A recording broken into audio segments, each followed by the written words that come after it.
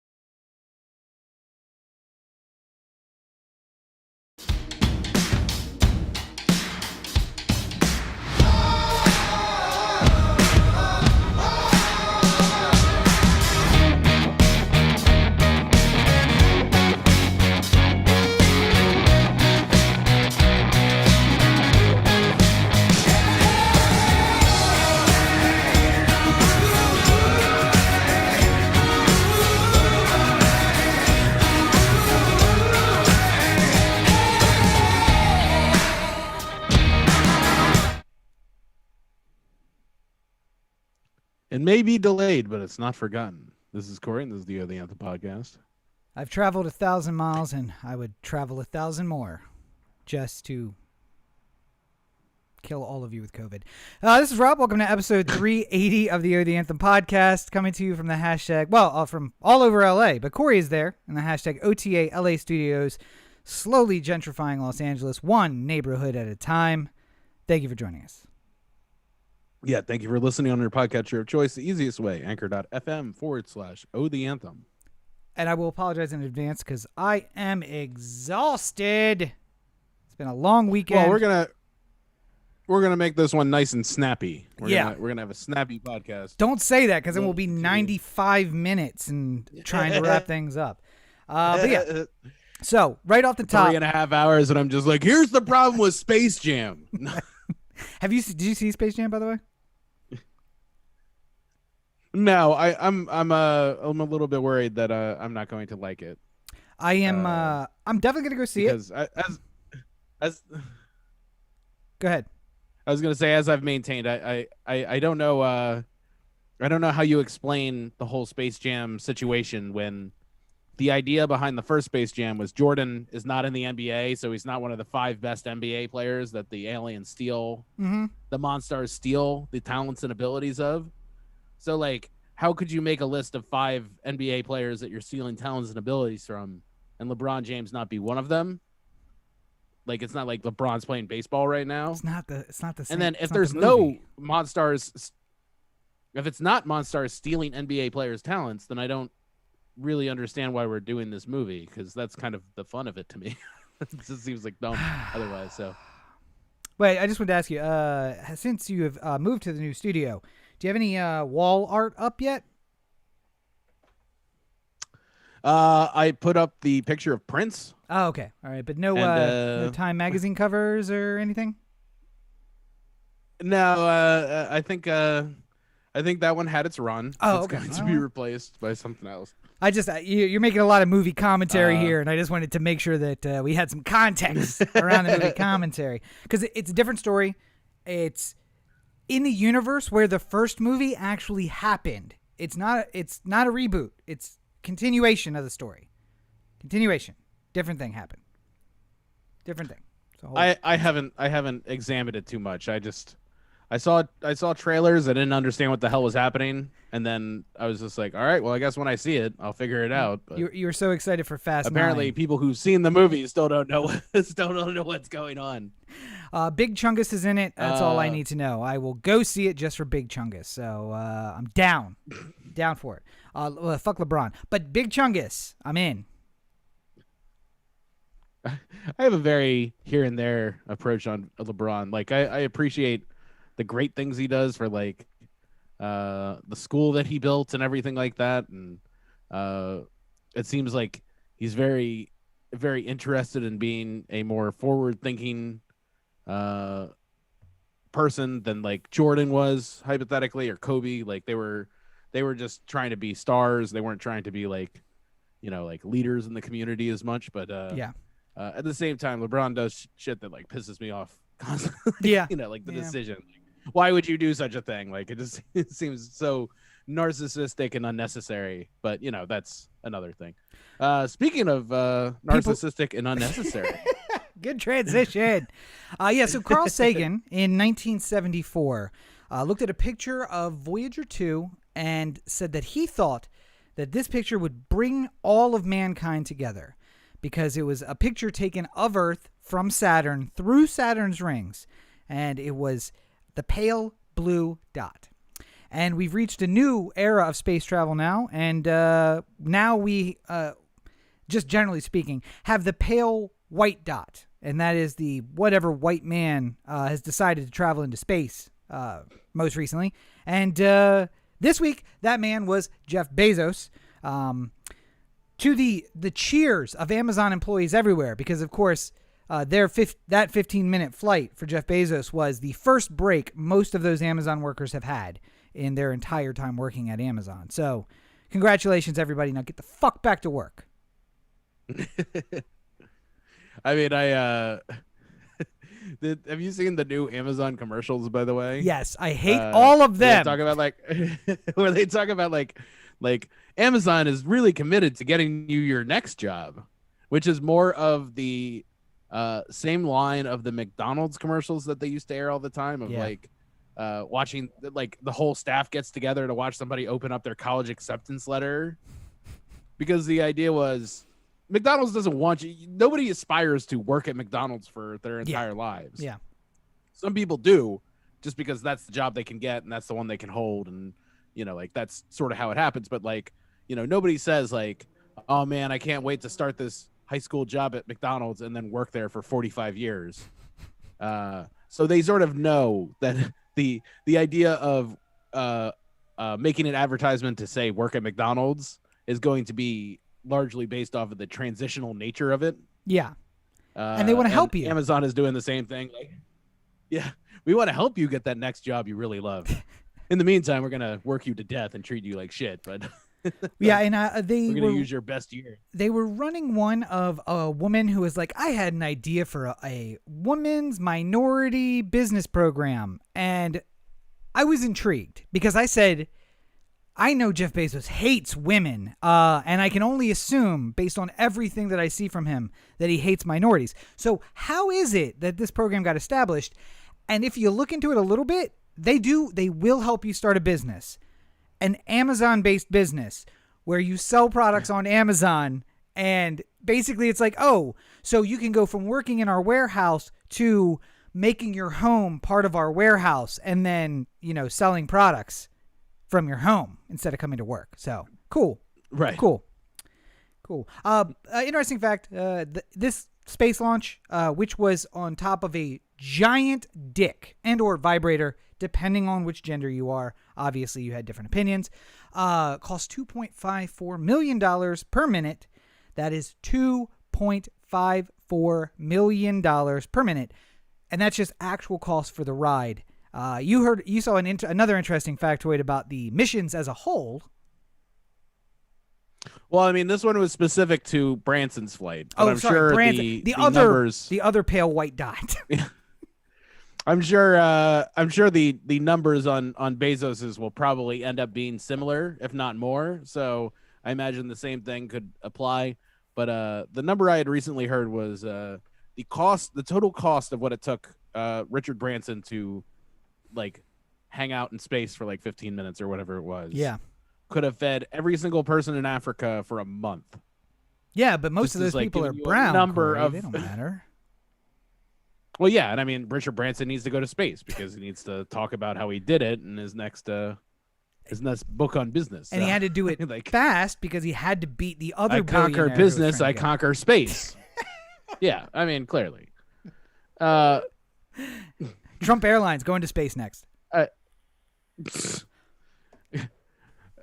I wouldn't mind that because Trump Airlines doesn't, like maybe they just run out of money halfway through and then it just keeps going.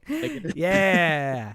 No, he doesn't believe in science, so I don't think that he would put it. Maybe he would only go to prove that the Earth is in fact flat and that lizard people live at the edge and underneath. So maybe we should tell him that. Just as it's taken up, believe it or not, I'm walking on hell. By the way, no matter how many times I hear that song, what do you think of when you think of that song? Believe it or not, George isn't at home. Please leave a message at the beep.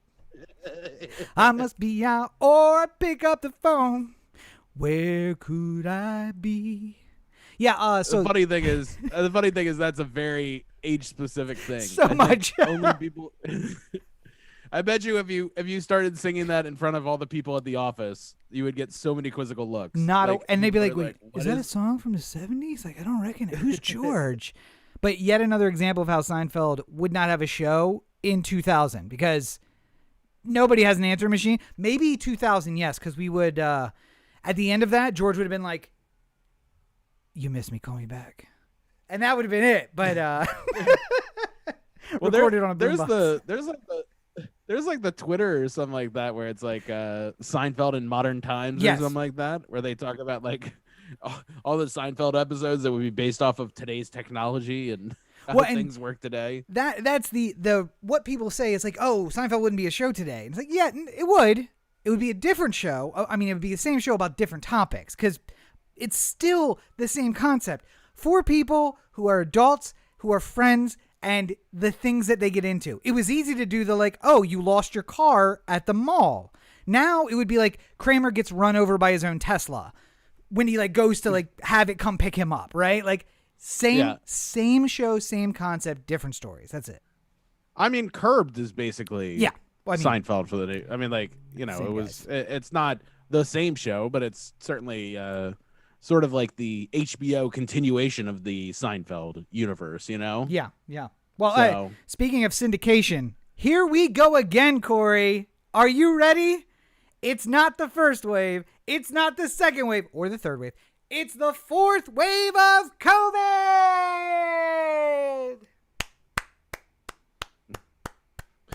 It's like your own little Oprah moment there. You get no. God help us. God help us. I will get my Oprah moment where I can just say, you get COVID, and you get COVID, and you get COVID, and you get COVID. Hopefully there's some people who visit your house often.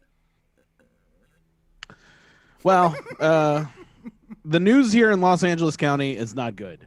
Dire. In the last week, we have added 10,000 new cases. I mean, technically it's like 9,783 or something like that, but let's call it 10,000. We're basically there. I mean, a lot of this, I think either one of us could have seen coming because we're just about a month outside of when California reopened, when Gavin Newsom got up on the dais and thanked Optimus Prime for all his work. So, I mean, clearly numbers were going to go up slightly because, the mask mandates were gone. Everything was open like it was in the rest of the country. I think part of the problem, though, is that people have this this thought of Los Angeles, and I'm using the term Los Angeles to sort of speak of Los Angeles County. Oh, okay. Where people think it's a like liberal bastion, and like people, they think it's like San Francisco. Like it's the exact same place as San Francisco. Well, Corey, I live steps from West Hollywood, and I would disagree. It is a very liberal bastion where I am. But parts of it, for sure. Yes. For sure are. And there are certainly some very liberal people who live here in Los Angeles. But it's also like, San Francisco has like 80% COVID vaccinations or something like that. LA County is at like 58%, something like that. It's almost worth the $26,000 a month in rent. Yeah. Also, San Francisco is like, 700,000 people at most, Oh, maybe, true. who can actually fit into that little peninsula up in Northern California, whereas Los Angeles is, and again, I'm gonna for people who don't know the size of this county, it is somewhere between Michigan and New Jersey in terms of population. And if California or if Los Angeles just became its own state, Los Angeles County just became its own state, it'd be the 10th or 11th largest state in the country. Yeah. And California would still remain the most populous state in the country, even losing that 10 million people. And I have to throw in there as well, it is geographically a large place as well. Like, you could put many eastern states inside of LA County. Maryland would fit inside of LA County. Delaware, yeah. I don't know if Delaware probably, yeah, but not. No. Maybe some of the New England states. See, when you think of Maryland, you think of the drive from the beach to Hagerstown. But if you just go by length, the distance, not the driving distance, but like furthest points, I think it would fit in LA County. It's like 2 hours across LA County. I think if you smushed Maryland into like a square, like a landmass, yeah, just a mass. Yeah, landmass. It might be easier, because there's no way if you're getting all the way from like Emmitsburg to like Ocean City or something like that. That's like a 5-hour drive. Like that's not, but that's also 5 hours because you have to go up through the Appalachian Mountains and then around highways and go all the way down to come back up and do the Bay Bridge and blah, blah, blah. Yeah, like, I missed that. I missed that by a long shot. LA County, 4,084 square miles. Maryland, 12,406 square miles. So Delaware, yes. Yeah. For sure. Rhode Island, yes. Connecticut probably as well. But Vermont, maybe. Vermont. Yeah, Vermont and Delaware are about the same size geographically. But oh, wait. I mean, it's weird to think of like.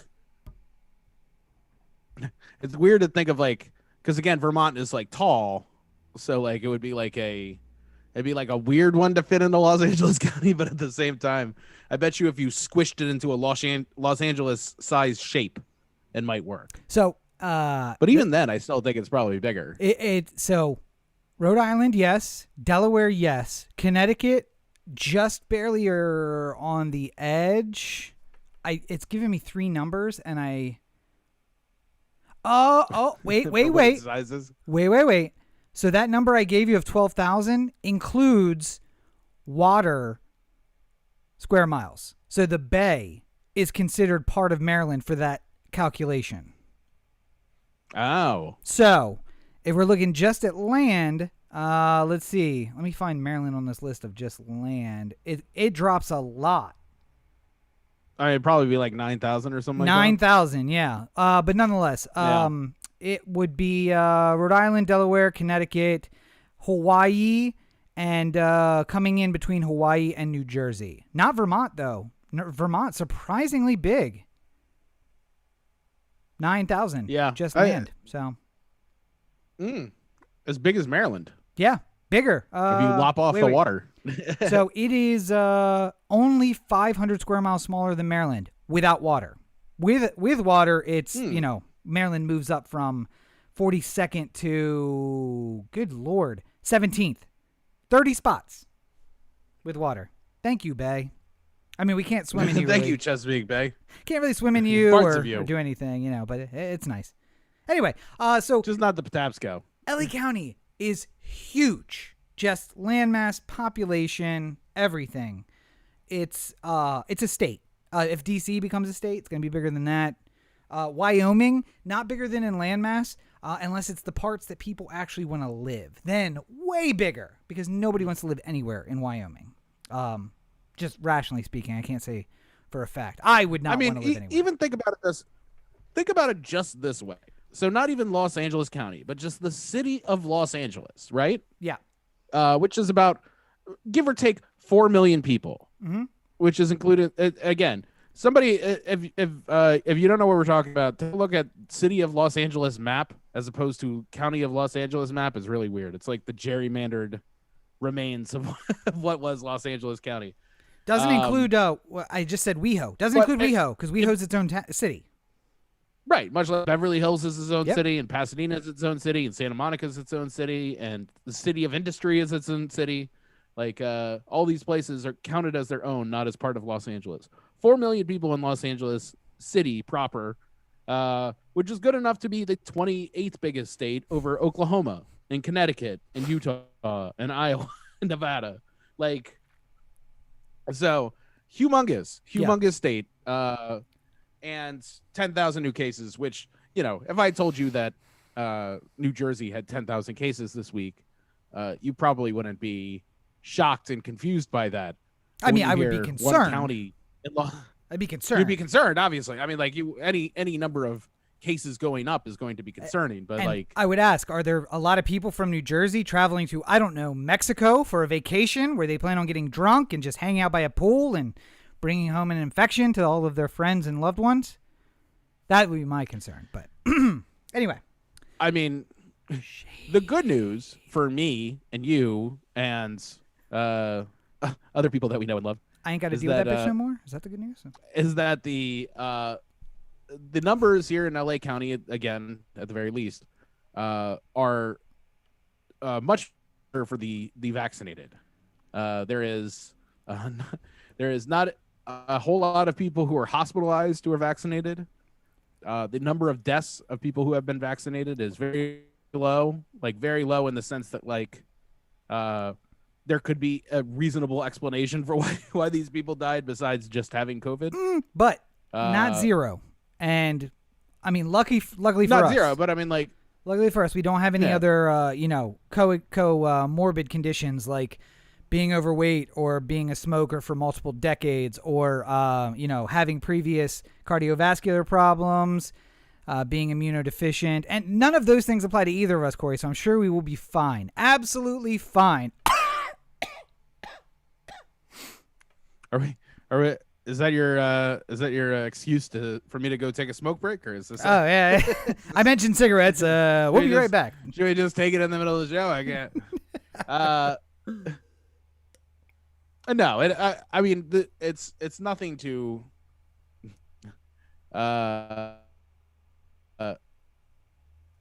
People like to think of LA County as this bastion of liberal thoughts, but again, 58% or so vaccinated. Yeah. And the line that has been going on around here is that, like California has said, Newsom specifically has said, if you're vaccinated, feel free to take off the mask. If you're unvaccinated, continue to wear the mask. I have not seen a mask, many masks up until recently. It has probably dropped to charitably maybe 10% of people wearing masks. Yep. Out and about, I think. I feel the same way going around LA that I did in Maryland, where I was wearing a mask and everybody was looking at me like, the fuck's this guy doing? And that's happening in LA now, but 10,000 new cases in a week. So, who's laughing now, bitches? Now, to be fair, though, in the last couple days at the very least, I think I've seen the rise of the mask come back. Like, there have been a lot more people wearing masks again. Even though the recommendation from LA has been mask indoors, just wear your mask indoors whether you're vaccinated or not. I think that there is a lot more people who are just like, nah, you know what, I'm just gonna wear the mask all the time. Because for me, like, maybe this is just my personal feeling on it, but I don't really see the point in like carrying the mask around and like putting it in my backpack to fish it out when I'm about to go into a place. Like, why am I not just wearing it? And like, if I see somebody who's like walking down the sidewalk in my direction who's like hacking up a lung, like, I think it just looks a lot weirder if you're like fishing around your bag trying to find your mask all of a sudden, as opposed to you already have it on and you just don't have to worry about it as much. But that's me.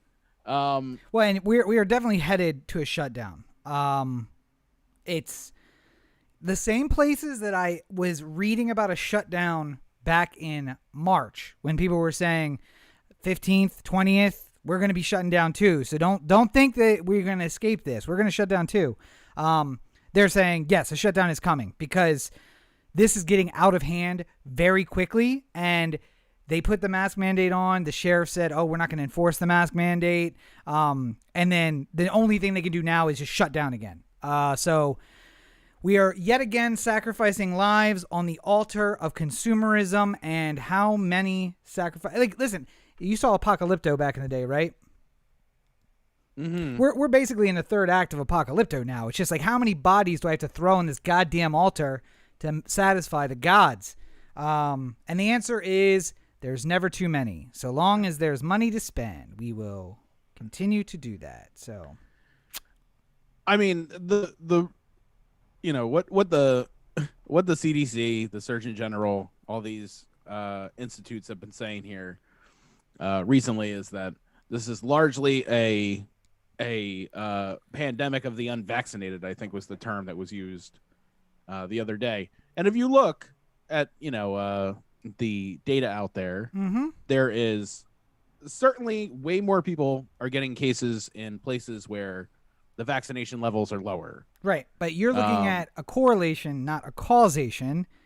The initial statistics are showing about a 40% breakthrough rate for people who are vaccinated. So that means that you have a 60% chance of still being covered by the vaccine with the Delta variant.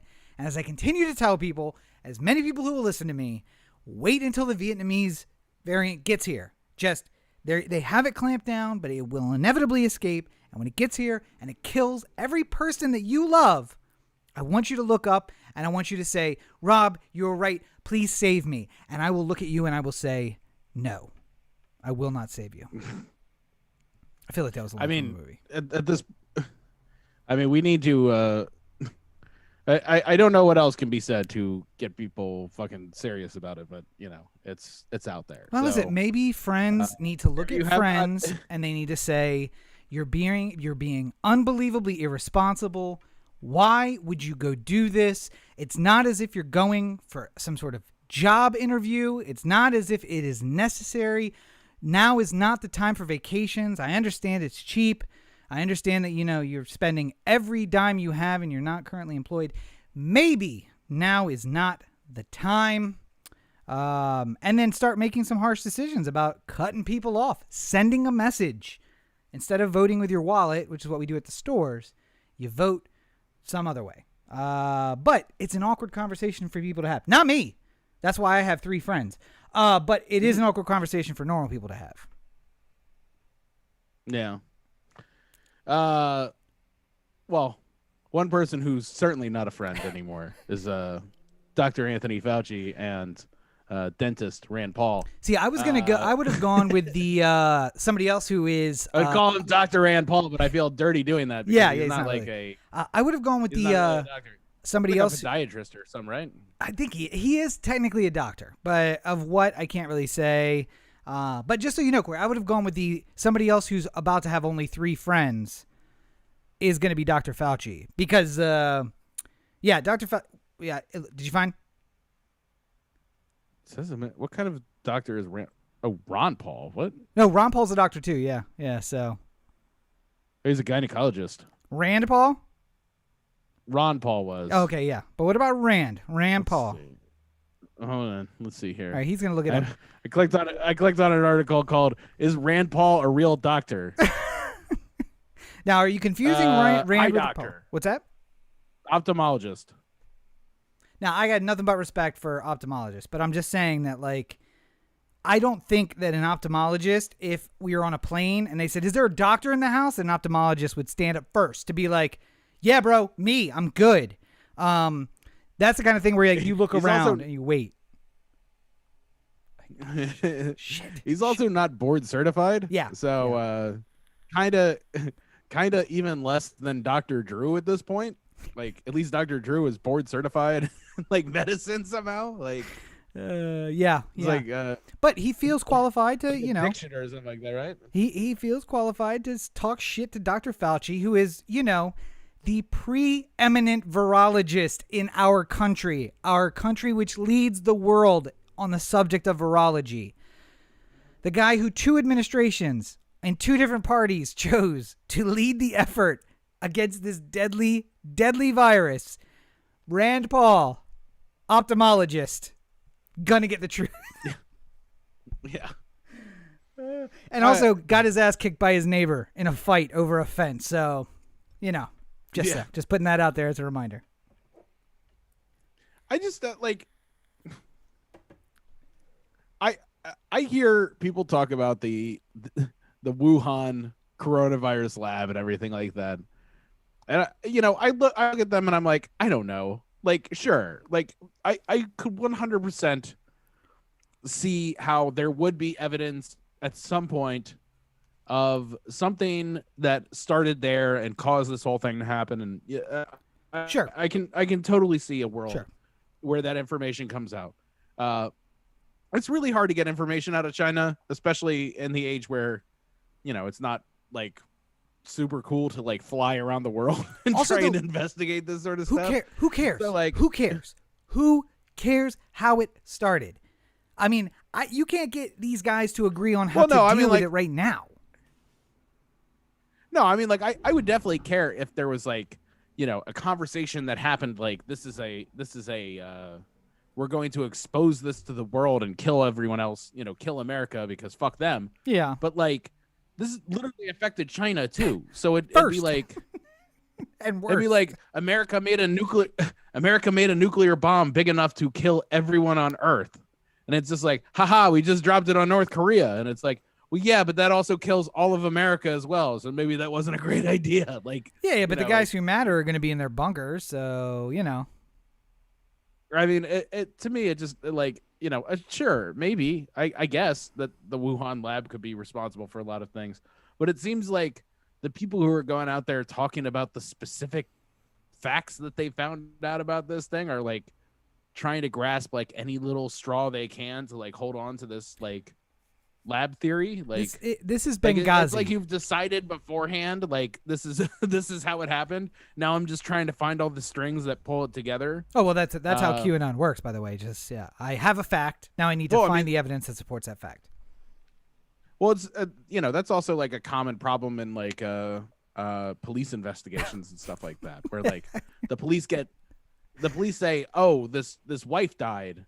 It has to be the husband. Mm-hmm. And then you start looking for all the evidence that ties the husband to the wife's death. And ignoring the stuff that doesn't. You're not looking at anything that could potentially point to anybody else because you're so focused on the one theory that you've worked up. Right. So again, I'm not saying that the husband didn't do it. I'm just saying perhaps we should look at all the evidence and then figure it out as we get the evidence, as opposed to just trying to fit this one into a box. And also, my point is, if there's somebody on the loose with a gun, let's not worry about how exactly the person died. Like, well, I mean, this person's strangled, yes, but there is somebody out there with a gun that we need to worry about. This is the pressing situation. Let's not focus on that. But as I said, this is... Well, where did he get that gun? Yes. Perhaps let's stop the guy with the gun first. And then we can ask those questions later. Like, this is their... It's not going to keep him from having the gun, so maybe let's focus on the stuff we can control at the moment. This is the Benghazi, though. Like, as a reminder, they do not want to be part of the tribunal on January 6th. They don't want to talk about any of the nonsense that would happen during the election or after. They don't want to pass a transportation bill. They don't want to do a lot of things. But what they do want to do is to talk about how COVID started in a lab that may or may not have been funded or gotten funding from the NIH. It's Benghazi all over again. Let's find a thing that we can just prick at and hope that we get something out of. And while we're talking about that, we're not talking about a bunch of stuff that we don't want to talk about. Almost like your old Fox News, not new Fox News, but almost like your Fox News. Yeah. New Fox News is worried about getting sued, apparently, because shit's gone a little crazy here in the last. So there was a report that just came out this week about how Fox has basically created a vaccine passport system. Yeah. Where they insist that all the on-air talents and people who come to work at the Fox News building be vaccinated or go through extremely strict testing schedules. All of the Fox News hosts that anyone could be watching or care about is vaccinated. Tucker, Sean Hannity, Laura Ingraham, Comrade Carlson coming on his show, just spreading the good word. I'm so surprised. I'm still shocked by that.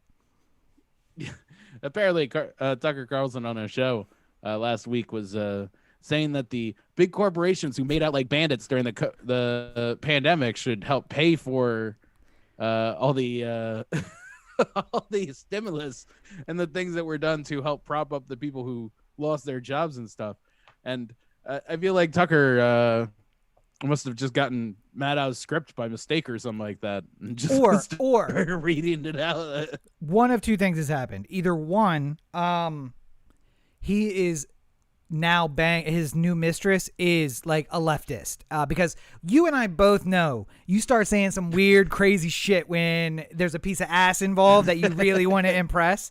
Like, hey, no, she really needs us to pick her up. Come on, let's go. No, fuck that bitch. Let's go home. Oh, come on, let's go pick her for 90 minutes. That happens. Or the other alternative is that the computer program that is running our universe has glitched and it forgot which side of the aisle they were supposed to be on. In either event, I've already been going through an existential crisis, Tucker. I need you to pick a goddamn lane. If I have to decide whether or not I agree with you and I come out on the positive side, that may be the last straw. I don't know if I can continue to live in a world where Tucker Carlson and I are ideologically similar. I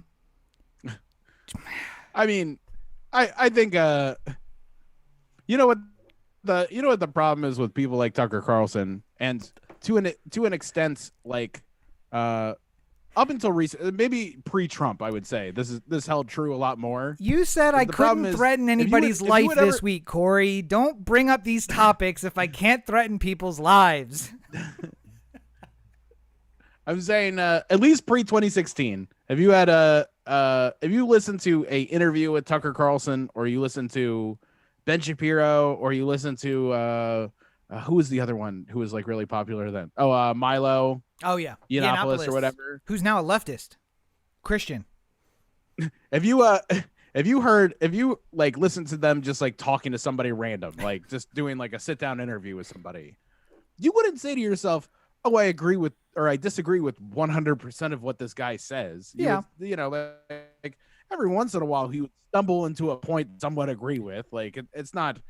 It's not like he's the diametric opposite of you. But at the same time, like you would not. Everything he says is for the purpose of.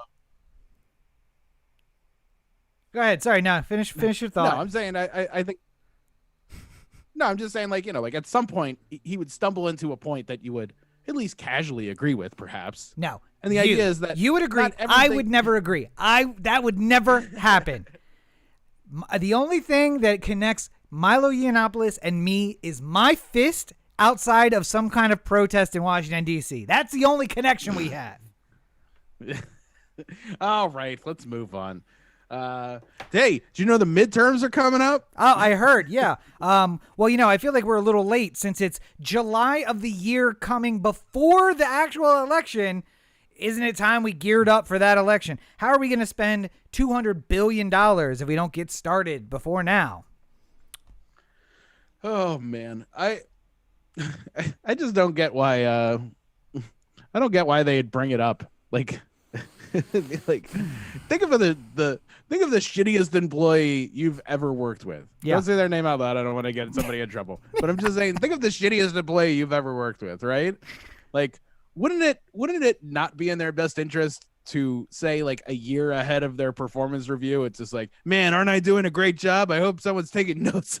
like no, if you were a Republican or a Democrat who was expecting me to get enthusiastic in voting for you, I wouldn't bring up the midterms because y'all haven't been doing such a great job of making me like super excited to like get back into voting. Like the problem is that those guys, the shitty employees, much like Congress, are essentially real life versions of that meme of the guy who's like shaking the champagne and biting the metal, and then you realize he's standing in the fourth place spot on the podium. Like they think they're doing the best job ever and that everyone should congratulate them.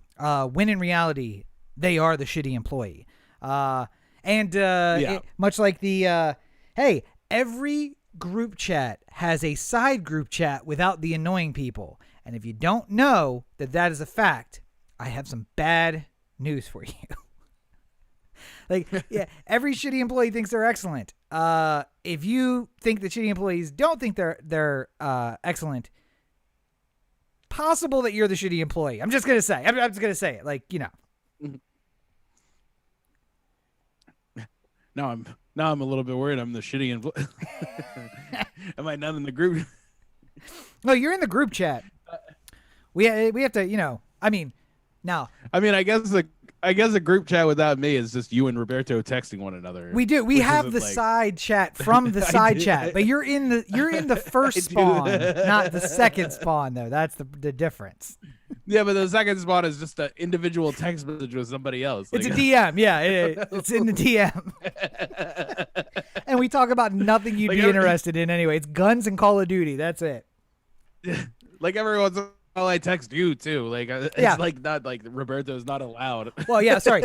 It's guns and Call of Duty and girls that Roberto says he wants to cheat on his girlfriend with, but doesn't actually have the balls to cheat on her with. And even if he had the opportunity, he wouldn't. But he's gonna say that he does, and then treat her like shit. Anyway, so producer Roberto, looking forward to his return to the show. That's all I'm saying about that topic.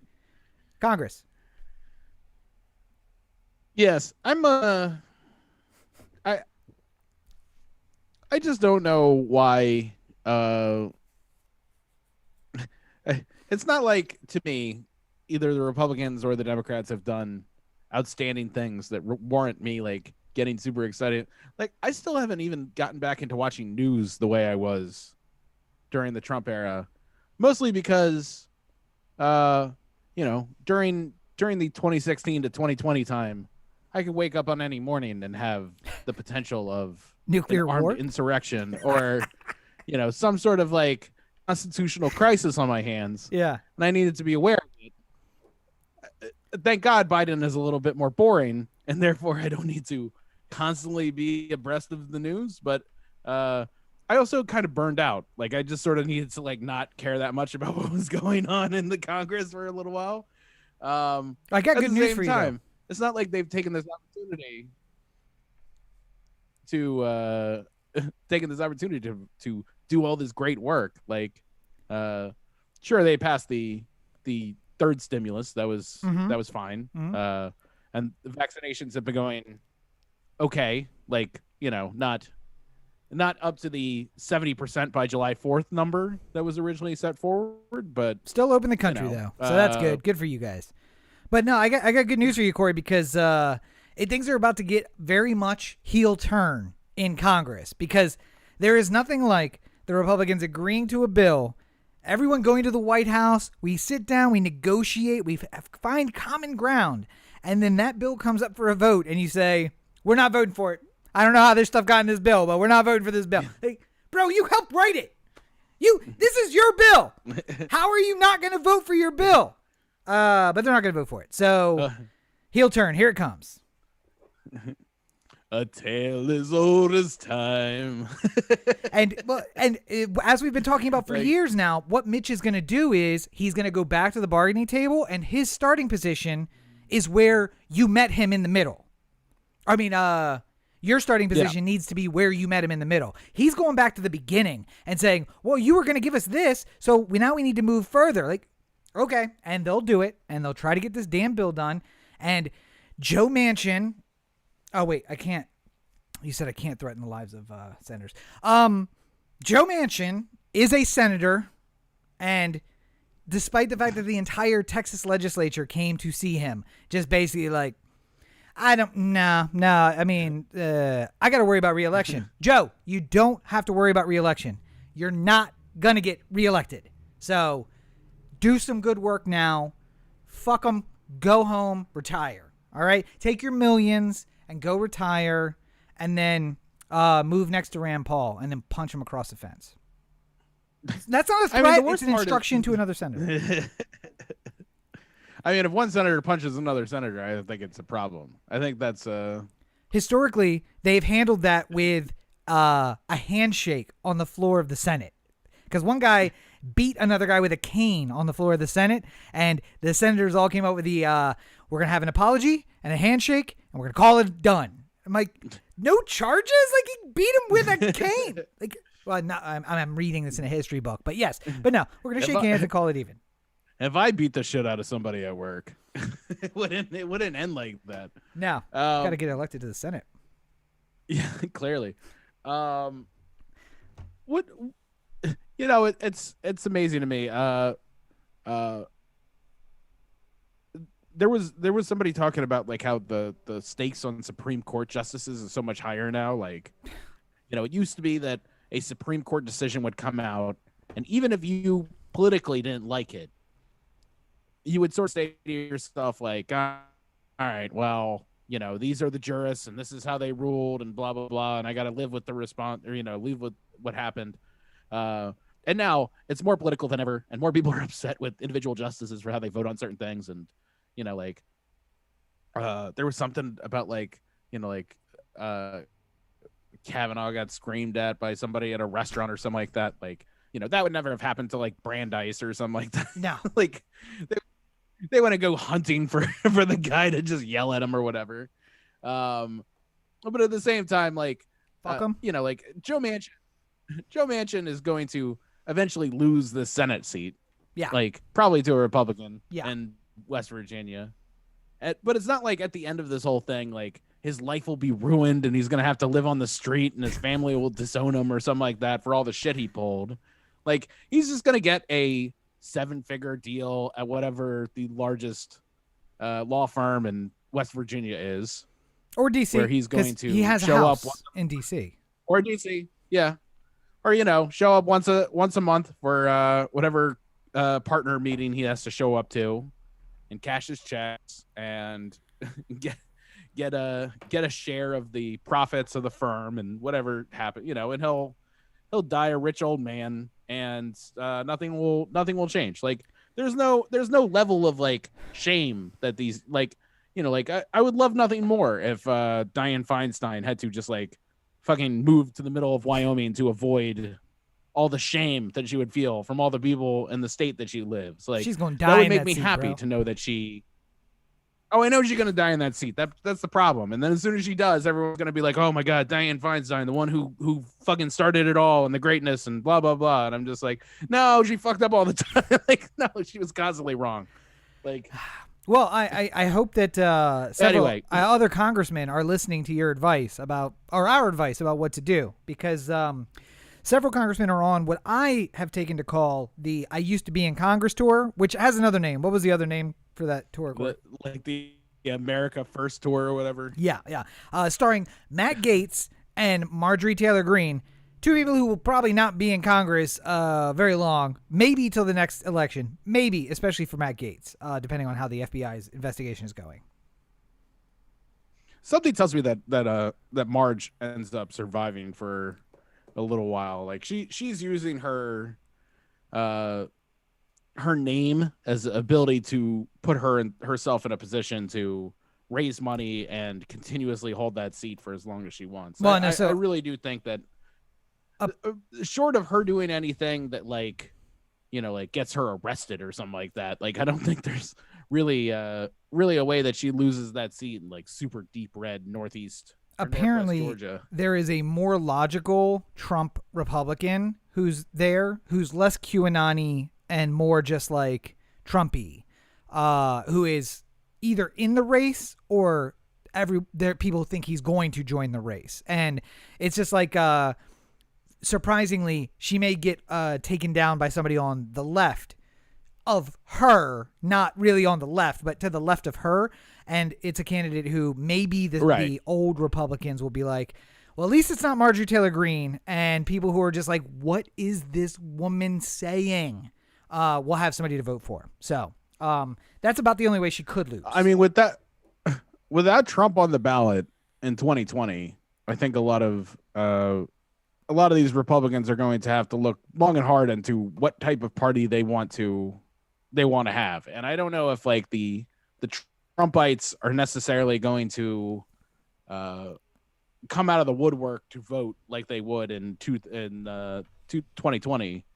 in the 2022 midterms. And if, like the Democrats picked up seats for whatever reason, like hypothetically, For the in, first like, time House ever. and Senate, then perhaps during the midterm of a incumbent Democratic presidency, then perhaps the Republicans would have to look long and hard at themselves in the mirror and say, "Oh, so all this Trump stuff is really fucking us, as it turns out, and maybe we should run away from it." Yeah. But if that sort of thing happened, if for whatever reason the Democrats picked up 20 seats in the House or something like that, even with gerrymandering and blah blah blah, then I imagine Marjorie Taylor Greene probably is losing anyway in that sort of a race, Yeah. and that sort of a climate. So it really just depends on where the pulse of the Republican electorate is really by the time 2022 rolls around. If they're still leaning hard into Trump stuff and it equals them winning seats, then they're going to continue leaning into it. If they lose seats, even if they split even, that sort of feels like a loss for the Republicans at this point. They should be picking up seats. They should be picking up seats. There's no way, without even doing anything different, they should pick up seats just off of the way things look like they're lining up. And the Senate map is really tough. So we'll know pretty quick whether or not this experiment is long for this world. You mean the democratic experiment of this country? Because I'm going to say we're bordering on failed state at this point. I mean, I think that part still that's not immediately going to happen. We can all see the lines of starting on that one, but not necessarily. I was talking more about the Trumpism Republican experiment. I think that would be the first one we'd see fall per se. Okay. If it succeeds, then yes, the Democratic experiment, small d Democratic experiment, is probably over too, because I don't know how much more this can take. It's a load-bearing wall that you've decided to park a Camaro into. So, well, if people want to experiment in their own lives, Corey, where might they find some guidance on that in the online sphere? Oh, just a little old website called theanthem.com. CoreyTheAnthem.com with the Anthem on Facebook, Twitter, Instagram, and the listener line 443-219-7595. What's that number again? 443-219-7595. You can find more of me at website CoreyBakerFilmmaker.com, Facebook.com/CoreyBakerFilm, at LegendsCB5 on Twitter, Instagram, and TikTok. Are you ready for this, Rob? Always a good start when it's a. Are you ready for this one? New video this week. I filmed something. I filmed something last week, and I'm putting it together. Nice. So keep an eye out for it. Nice. I decided to celebrate Mental Health Awareness Month, which was May, by making a video in July about working in the film industry with ADHD. So that will be coming up shortly. I didn't want to have it lost within the shuffle of podcast stuff, so saving it for later this week. But go check that out when it comes out. So yay, content. Very nice. Well, of course, you can find more of me at Robert and Chico on all your social networks. I neglected to schedule a video to come out on Monday, and I was on vacation, so fuck it. So I have some stuff that's going to be coming out in the next couple of weeks, but I also had the opportunity to talk to some young, budding revolutionaries while I was in Maryland, and I realized I have a really simple way to try and convert people to the cause, and that'd be my cause, of course. And I'm gonna do up a video this week at some point, and when I'm more well rested and not jet lagged and been up for 19 hours, and that will come up later this week. I won't wait till Monday. Mondays for unboxings and reviews, and the video this week will be sometime midweek, maybe Friday, maybe a nice weekend video of like, hey, do you want to overthrow your government? Here is a nice video about that. So that'll be coming. But of course, you can check out the website, robertandcheek.com, for links to everything and all the stuff that's coming, which is a whole lot of nothing. Nothing like having conversations with people about like the Stewie and Brian conversation. Like, yeah, how's that writing coming? How's that writing coming? Like, oh yeah, I haven't written anything in a long time. Thought thought the pandemic was going to be like, great, I'm going to get to write. And then I wrote nothing. Good news for everybody, though. With this second lockdown coming, I am very hopeful that I'll be able to write something during the next 18 months of lockdown. So, fingers crossed. Well, I keep looking. I keep waiting for the cases to go down so that the two of us could take a couple days in Vegas and just hammer out some pages. But it never seems appropriate enough to bring up at the time. 2025 is looking real good for that, I think. All right. Well, I think we've done good here today. We've done something. I don't know if it's good. But as always, you're listening to the OD Anthem podcast, part of the OD Anthem digital network. For Corey, this is Rob. Have a great week, everybody. So you sure I can't threaten somebody's life? Arrivederci. In the last few seconds, I can't just threaten somebody's life. No? YouTube will not be pleased. So we must serve the YouTube gods.